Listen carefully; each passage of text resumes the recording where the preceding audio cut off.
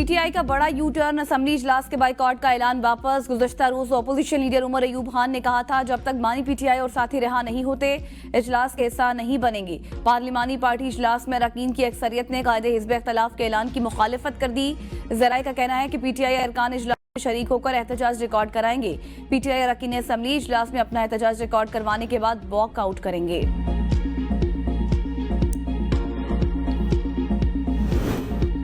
किसी ने मुज़ाकरात करने हैं तो करें, नहीं तो ना करें। हमने किसी के पास नहीं जाना, हम किसी से डरने वाले नहीं हैं। मुज़ाकराती कमेटी बानी पीटीआई ने तश्कील दी हुई है। लगता है हुकूमत को मुज़ाकरात में कोई दिलचस्पी नहीं। उमर अयूब की पेशावर हाई कोर्ट में मीडिया से गुफ्तगू। कहा, बानी पीटीआई के अलकादर ट्रस्ट केस में कल देर तक समाअत जारी रही।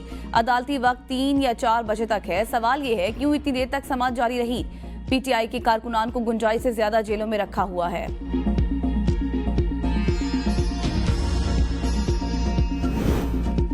विफाकी वज़ीर इत्तलात अताउल्लाह तारड़ ने कहा है कि सिविल नाफरमानी की बचकाना ख्वाहिश पूरी करने के बाद भी एनआरओ नहीं मिलेगा।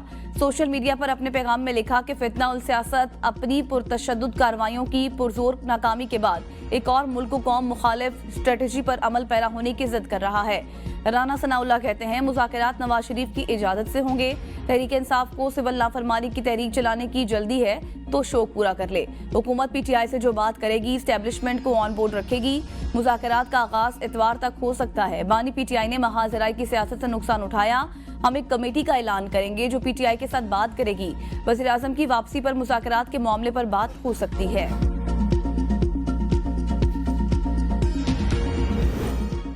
पाकिस्तान तहरीक इंसाफ क़यादत की पार्टी पर गिरफ्त हिचकोले खाने लगी। नाकिस हिकमत अमली के बायस रहनुमाओं ने पार्टी कमेटीज को संजीदगी से लेना छोड़ दिया। ज़राए के मुताबिक पीटीआई की कोर कमेटी और सियासी कमेटी में अरकान की बड़ी तादाद ने शिरकत करना छोड़ दी।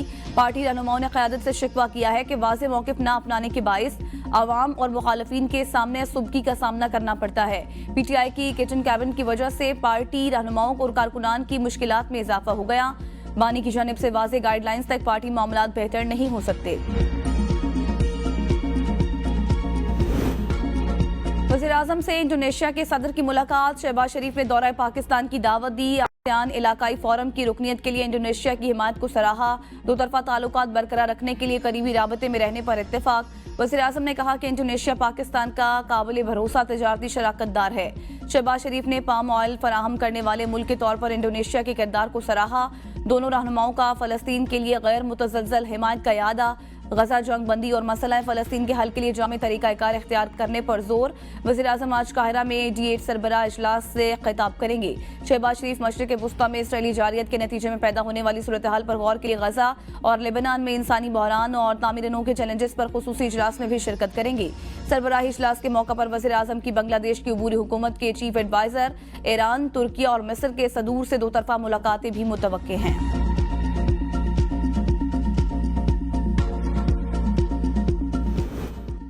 हुकूमत को ज्यादा वक्त देते हैं तो अपोजिशन नाराज हो जाती है। अपोजिशन को वक्त देते हैं तो हुकूमत कहती है हमें वक्त नहीं दिया जाता।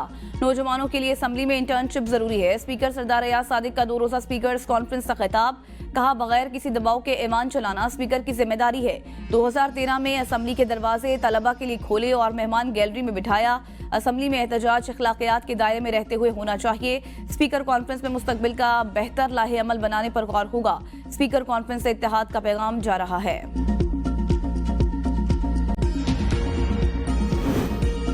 गजा में इसराइली मजालिम बढ़ चुके। जमात इस्लामी 29 दिसंबर को इस्लामाबाद में मिलियन मार्च करेगी। हाफिज नईम कहते हैं कि फलस्तीन में जुल्म और जबर तशद्दुद का सिलसिला जारी है।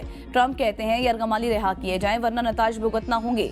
पाकिस्तान को फलस्तीन में अहम किरदार अदा करना चाहिए। जमात इस्लामी जालिमों के खिलाफ मुसलसल आवाज उठा रही है। हाफिज नईम का मजीद कहना था कि अमरीका कौन होता है वो कंपनियों पर पाबंदी लगाए। IMF के कहने पर हमारी ज़राअत तबाही की तरफ जा रही है।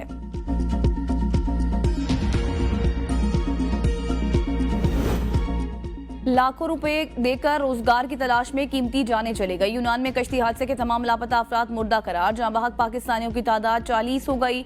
यूनानी कोस्ट गार्ड ने 72 घंटे बाद रेस्क्यू ऑपरेशन खत्म कर दिया।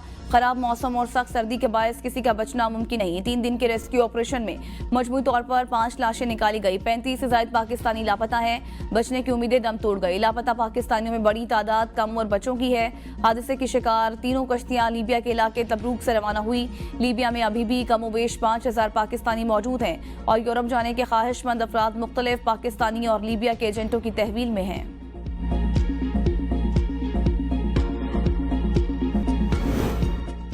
पेशावर की मार्केट से इंसुलिन और फ्लो से बचाव की अद्वियात गायब। शुगर, ब्लड प्रेशर और दिल के अमराज के लिए इस्तेमाल होने वाली अद्वियात की कीमतों में 2% इजाफा। मार्केट में अद्वियात की कीमतें बढ़ाने और शॉर्टेज से मरीजों की जिंदगियां खतरे में बढ़ गई। अद्वियात डीलर्स कहते हैं कि 2021 में रैब को खुद मुख्तार बनाने के बाद मुल्क में अद्वियात की कीमतें काबू से बाहर हो गई। हुकूमतों को सियासत से फुर्सत नहीं।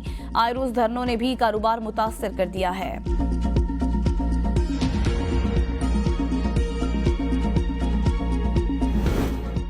यूरोप के बाद बरतानिया में परवाजों की बहाली के लिए PIA सरगर्म। बरतानवी महकमा ट्रांसपोर्ट और सिविल एविएशन को मुरासला इरसाल। मुरासले में कहा गया कि बरतानिया में PIA की परवाजों की बहाली की इजाजत दी जाए। बरतानिया में थर्ड कंट्री इजाजतनामा बहाल किया जाए। यूरोपीय मुल्कों में बहाली के बाद पहली परवाज 10 जनवरी 2025 को पेरिस पहुंचेगी। इजाजत मिलने पर PIA लंदन, बर्मिंघम, मैनचेस्टर में परवाजें चलाएगी। एक और बच्चा माजूरी का शिकार। जैकबाबाद में पोलियो का नया केस सामने आ गया। कौमी इदारा सेहत लेबॉर्ट्री ने भी तस्दीक कर दी। रमा साल पोलियो केसेस की मजमूई तादाद 64 हो गई। जैकबाबाद से चौथा पोलियो केस है। बलोचिस्तान से 26, खैबर पख्तूनख्वा से 18, सिंध से 18 केसेस सामने आ चुके हैं। एक पोलियो केस का ताल्लुक पंजाब और इस्लामाबाद से है। नई टेक्नोलॉजी सामने आ गई। दुबई में ड्रोन के जरिए एशिया की डिलीवरी का आगाज। दुबई के वली अहद, नायब वज़ीर आज़म और वज़ीर दिफा हमदान बिन मोहम्मद बिन राशिद अल मकतूम ने पहले ड्रोन डिलीवरी सिस्टम का इफ्तिताह कर दिया। शेख हमदान बिन मोहम्मद ने RID दुबई के जरिए पहला ऑर्डर दिया, जो कामयाबी से अपनी मंजिल पर लैंड हुआ। ड्रोन को शहर के मुख्तलिफ इलाकों में काम करने के लिए डिजाइन किया गया।